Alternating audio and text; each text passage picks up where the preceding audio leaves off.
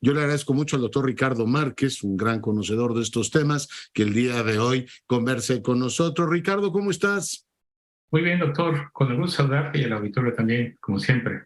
Oye, pues yo veo con enorme preocupación, déjame empezar la conversación así, que una función tan delicada como la seguridad pública esté hoy en el centro del debate político partidista. En vez de estar hablando de métricas de eficiencia, estamos viendo quién le echa la culpa a quién, si el secretario de Gobernación a los gobernadores, si los gobernadores a los otros actores. Vimos un debate muy agrio esta semana en el Senado de la República sobre la responsabilidad de los distintos cuerpos. ¿Tú qué sacas en claro de esta situación que hoy vive el país, Ricardo?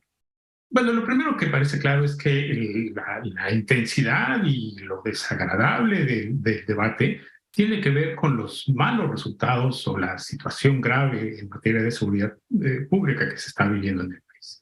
Si la situación fuera otra, en realidad no habría razón para que se presentaran estas disputas. Y lo que sí es muy preocupante es que haya un debate sin opciones, sin alternativas y sin propuestas. Es sano que haya debate sobre los temas nacionales, sobre los temas más importantes de la agenda nacional, pero lo que ya no es tan sano es la politización, la partidización y sobre todo que no haya propuestas para atender de manera conjunta, de manera integral, este problema que es tan grave y que interesa mucho a los mexicanos, que afecta mucho a la vida cotidiana de nosotros. ¿Ya? Oye, ciertamente ha habido ahí una situación complicada. El presidente dice que la percepción de inseguridad está en el nivel más bajo, cosa que es cierta, pero está exactamente igual que el año pasado. Es decir, no hemos tenido variaciones, tuvimos un repunte en los últimos meses, pero en esta última medición de la percepción de inseguridad. En cualquier caso, pues no es como para lanzar, en este caso, cohetes ni serpentinas. Estamos hablando que 2/3 de la población se sienten, en este caso, insegura en su comunidad. Ricardo. Claro, no es ningún consuelo que se encuentre, digamos, en el nivel menos alto, no es el más bajo, es el menos alto. Y ese nivel menos alto es, como tú ya lo mencionas, doctor, es 2 de cada 3 mexicanos se sienten inseguros en la localidad o en el lugar donde residen. Pero además de esta parte, digamos, de percepción, está la parte de los datos duros, de los datos objetivos, que la propia autoridad se encarga de difundir y de proporcionar. Se ha centrado mucho el tema en si ha sido o no pertinente el tema de la ampliación, el transitorio, que finalmente el presidente ya ganó, para sorpresa mía sigue cargando sobre los opositores como si no hubiese ganado. Tengo la impresión de que hay algo como vencí, pero no convencí, entonces tengo que reforzar mi argumento. En cualquier caso, ya está en trámite de reforma constitucional en los congresos, pero más allá del prestigio de las Fuerzas Armadas, que lo es y es muy alto, el gran tema es si tenemos hoy métricas para decir que el modelo, que se está ampliando hasta el 28, ha dado resultado o no. Yo tengo la impresión de que deberíamos ubicarnos más en el tema de los números, Ricardo, que tú dominas, y no en las valoraciones, impresiones o percepciones de cómo viene el futuro. Ricardo. Bueno, claramente hay unas métricas que la propia autoridad comprometió al inicio de esta administración. La más importante en términos de incidencia delictiva para el tema de seguridad es que se iban a reducir el 50% los homicidios y el 50% la mayor cantidad de los delitos, si no la totalidad. Y claramente los homicidios no se han reducido. Esa meta no se va a alcanzar, ninguna de estas metas que tienen. Seguimos, por hablar de números, en torno a los 2,800 por mes homicidios, ¿no? Unos Andamos en más, unos meses menos. A ver, los primeros, tenemos 12 meses con un promedio de 2.700, 2.680 más o menos. De los últimos 12 meses, desde octubre del año pasado a septiembre, andamos en 2.700, 2.680 por ahí. Pero los meses anteriores andábamos en 2.950, que desde luego es el promedio, que son 24 y 12 meses. No, perdón, son 34 meses y 12 meses, ¿no? Es un periodo mucho más largo con un promedio mensual de todas maneras, si fuera la inflación subyacente, o sea, si el nivel básico en el que se está moviendo 2,600 homicidios por mes, es un montón, ¿no? Es decir, son menos que 2,900, pero sigue siendo un problemón, ¿no? Es muchísimo, muchísimo, es muy alto, es menos claramente, pero es muchísimo.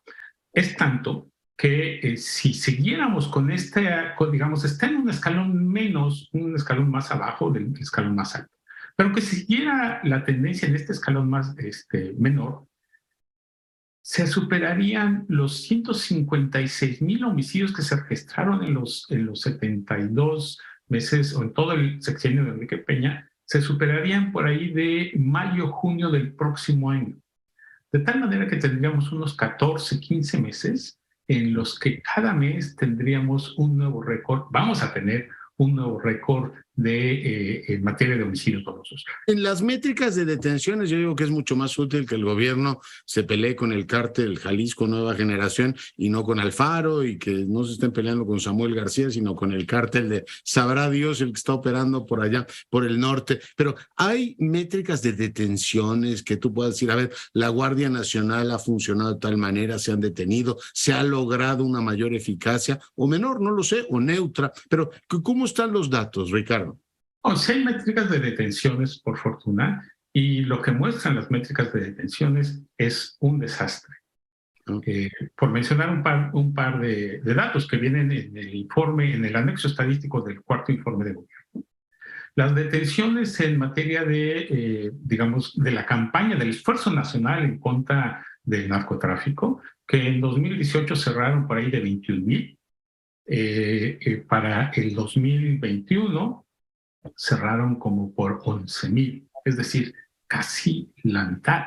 Hace unos días se publicó también el índice global de impunidad, que tiene que ver con la forma en que las entidades federativas procesan los delitos, en fin, todo este proceso de ministerios públicos y jueces. Pero hay manera de, en este caso, evaluar el esfuerzo, monetariamente me refiero, Ricardo, que hace el gobierno. La secretaria Rosa Isela dijo que eran alrededor de 33,000 millones de dólares, sumando todos los decomisos que ha habido, multiplicándoles no sé por cuánto. Pero bueno, aprovecho para preguntarte eso.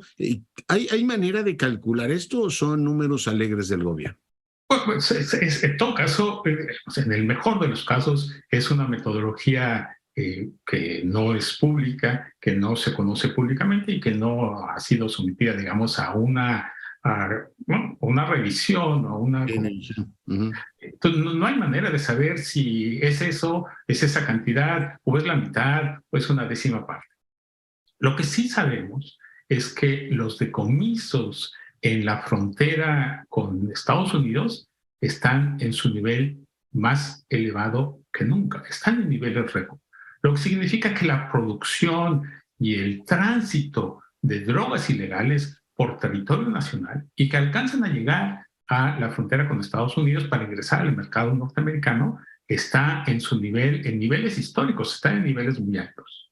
Ya. Oye, y finalmente, tú que has seguido la estrategia desde el inicio, yo echo en falta que en todo este debate sobre la ampliación del periodo en que las Fuerzas Armadas estarán digamos, en las calles, la UIF ha perdido, ¿no?, la centralidad de la lucha contra, o sea, utilizar como elemento central de la estrategia el tema de combatir las capacidades económicas de las organizaciones criminales. Como que se ha ido un segundo o tercer plano la UIF, ¿no?, en toda esta estrategia que estaba llamada, según el Plan Nacional de Desarrollo, a ser como el centro, el elemento que coronaba o que cohesionaba corporativamente toda la estrategia. Ricardo.